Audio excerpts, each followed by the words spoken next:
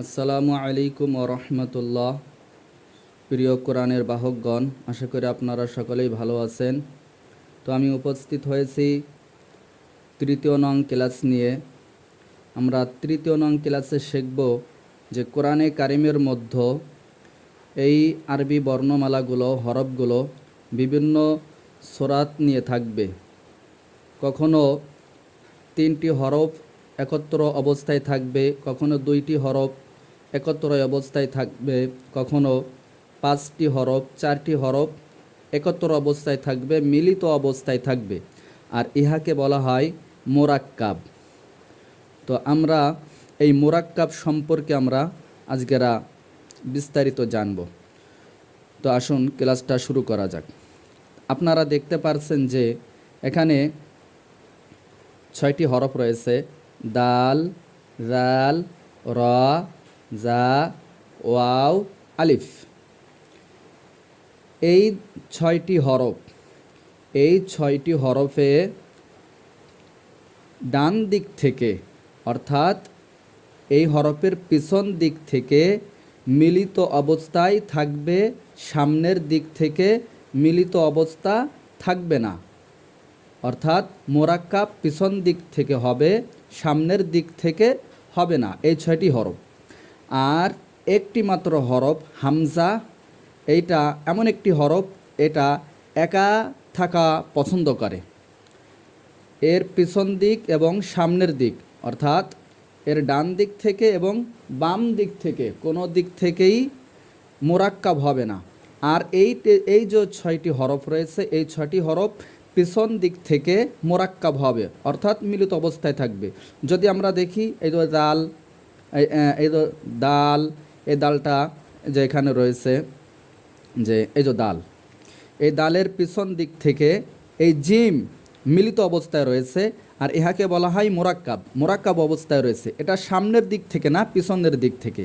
যদি আপনি দাল দেখেন, এই যে দাল পাওয়া গেল, তো এটা মিলিত অবস্থায় হয়েছে পিছন দিক থেকে, সামনের দিক থেকে না।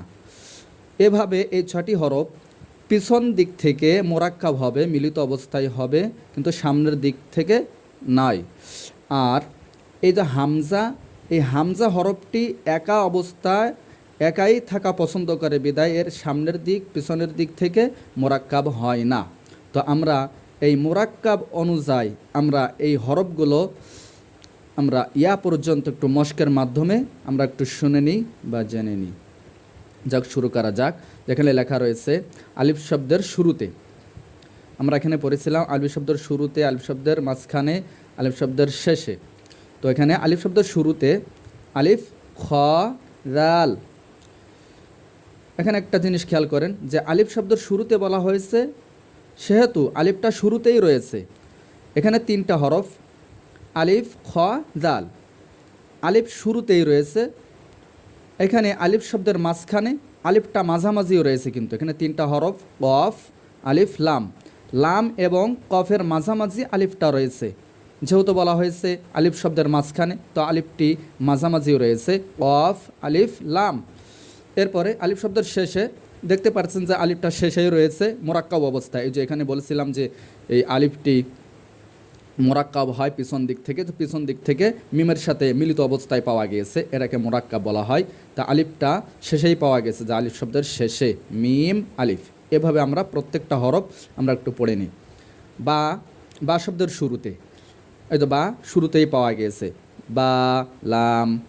বা শব্দের মাঝখানে এই যে বাটি মাঝামাঝি রয়েছে, তা এবং আইনের মাঝামাঝি রয়েছে বাটি। তাহলে বা শব্দের মাঝখানে তা, বা, আইন। বা শব্দের শেষে এই যে শেষে রয়েছে বা, লাম, হা, বা। এরপরে তা শব্দের শুরুতে তা, র, কাফ। তা শব্দের মাঝখানে কফ, তা, র। তা শব্দের শেষে তা, বা, তা। এখানে আপনি চিন্তা করতে পারেন যে তা শব্দের শেষে দিয়ে কেন তাটা প্রথমে আনা হলো। আমরা খেয়াল করব যে তাটি শেষে বলা হয়েছে, শেষে আছে কিনা। শুরুতে এবং মাঝামাঝি থাকতেই পারে, এটা কোনো বিষয় নয়, যে আমরা দেখব যে শেষে বলা হয়েছে, শেষে আছে কি না আমরা এটা ফলো করব। এরপরে সা শব্দের শুরুতে সা, মিম, র। সা শব্দের মাঝখানে কাফ, সা, র। সা শব্দের শেষে সা, লাম, সা। এখানেও কিন্তু সা শব্দের শেষে বলা হয়েছে, কিন্তু প্রথমেও আনা হয়েছে। তো আমরা প্রথমটা আনছে, এটা আমরা ফলো করব না, আমরা শেষে আনা হয়েছে শেষেরটা ফলো করব। আর এর মাধ্যমে কী হবে, আমার পূর্ণ হরফটা একেবারে ঠুটস্থ হয়ে যাবে। আমার হরফটা দেখার সাথে সাথে আমার ব্রেনটে এবং মুখে উচ্চারিত হয়ে যাবে। এই জন্য এই রকম সিস্টেমটা তৈরি করা হয়েছে। আপনারা বিরক্ত হবেন না, আপনি যদি শেষ করেন তাহলে অবশ্যই আপনি পারদর্শী হবেন। এরপরে জিম শব্দের শুরুতে জিম, আইন, লাম। জিম শব্দের মাঝখানে ইয়া, জিম, দাল। জিম শব্দের শেষে হা, জিম। হা শব্দের শুরুতে হা, শিন, র। হা শব্দের মাঝখানে নুন, হা, নুন।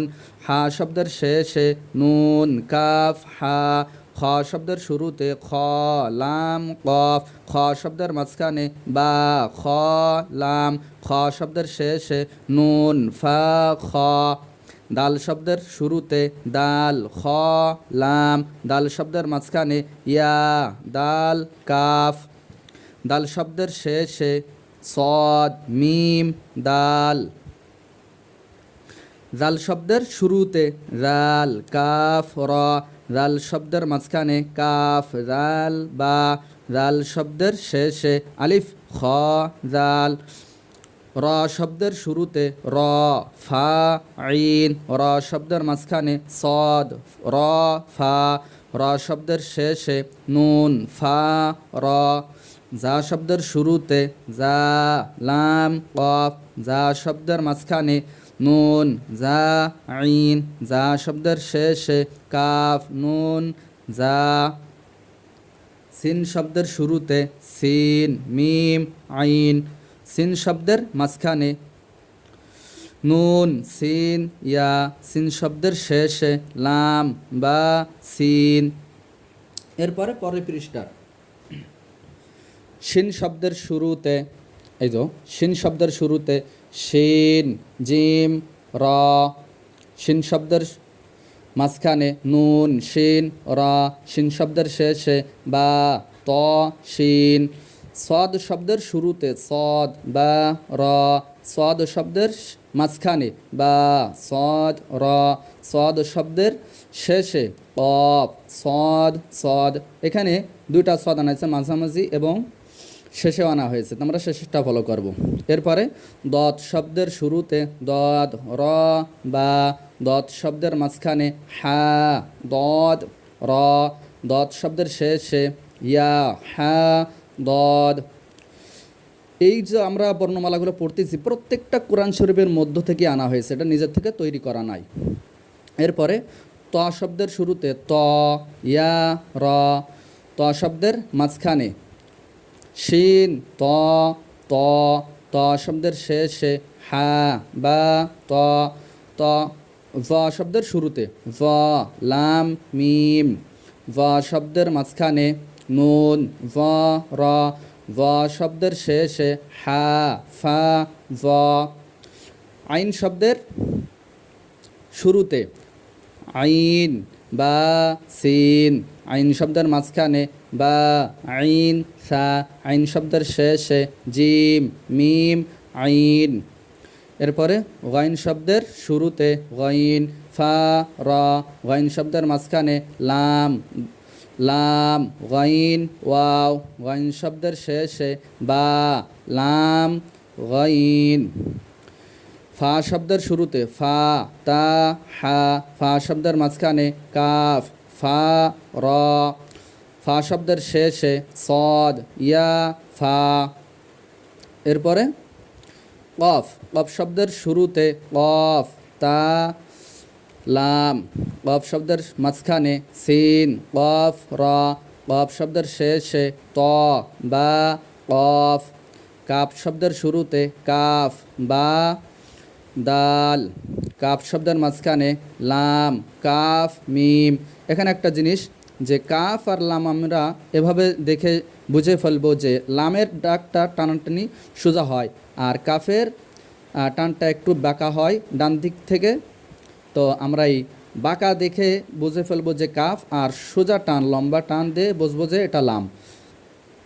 এরপরে কাফ শব্দের শেষে র বা কাফ, লাম শব্দের শুরুতে লাম কফ দাল, লাম শব্দের মাঝখানে আইন লাম কফ, লাম শব্দের শেষে র সিন লাম। এরপরে মিম, মিম শব্দের শুরুতে মিম লাম কাফ, আর এখানে কাফটা সোজা সোজা রয়েছে, লামটাও কিন্তু মাঝখানে একটা পেঁচানো একটি রেখা দেখা যাচ্ছে। এই রেখা যদি থাকে আর সোজা যদি টান থাকে তাহলে এটাও কাফ। মিম শব্দের মাঝখানে কফ মিম রা, মিম শব্দের শেষে আলিফ মিম আলিফ লাম মিম। নুন শব্দের শুরুতে নুন জা লাম, নুন শব্দের মাঝখানে মিম নুন হা, নুন শব্দের শেষে আলিফ ইয়া নুন।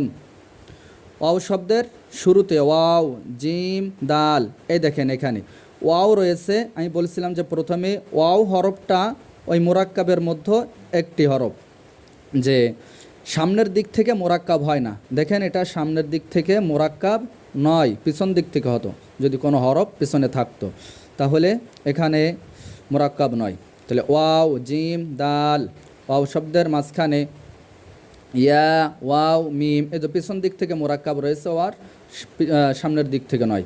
এরপরে ওয়াও শব্দের শেষে ওয়াও হা ওয়াও, হা শব্দের শুরুতে হা মিম, হা শব্দের মাঝখানে শিন হা দাল, হা শব্দের শেষে আইন নুন হা। এরপরে হামজা, এখানে হামজার নিচে আলিফ রয়েছে ওয়াও রয়েছে, তো এরকম অবস্থায় থাকবে, কিন্তু আমরা ধরব হচ্ছে হামজাটা। হামজা শব্দের শুরুতে হামজা লাম হামজা কাফ, হামজা শব্দের মাঝখানে ইয়া সিন হামজা লাম, হামজা শব্দের শেষে আলিফ কফ র হামজা, আলিফটা না বললেও চলবে। এরপরে ইয়া শব্দের শুরুতে ইয়া দাল কাফ, ইয়া শব্দের মাঝখানে শিন ইয়া হামজা, এখানে ইয়া না ধরলেও চলবে। ইয়া শব্দের শেষে কাফ ফা র কাফ ফা ইয়া। তো এই ছিল মোরাক্কাব অনুযায়ী হরফের মাস্ক। সূরাটা আমরা সুন্দর করে বারবার আমরা তেলাওয়াত করব, পড়ব, যতক্ষণ পর্যন্ত আপনাদের আয়ত্ত না হবে ততক্ষণ পর্যন্ত আপনারা বারবার রিভাইজ দেবেন। একবার দুইবার রিভাইজ দিয়ে আপনারা ক্ষান্ত হবেন না। যতক্ষণ না পর্যন্ত আপনি আয়ত্ত না করবেন ততক্ষণ পর্যন্ত আপনি বারবার রিভাইজ দেবেন। আমরা একবার বলে দিলাম, আপনি যতই এসব আয়ত্ত করবেন তত দ্রুতই আপনার কোরআনে কারিম সহজ হয়ে যাবে। তো এই ছিল আজকের আমাদের তৃতীয় নং ক্লাসে। দেখা হবে পরবর্তী ক্লাসে। আপনারা সবাই ভালো থাকবেন। আসসালামু আলাইকুম ওয়া রাহমাতুল্লাহ।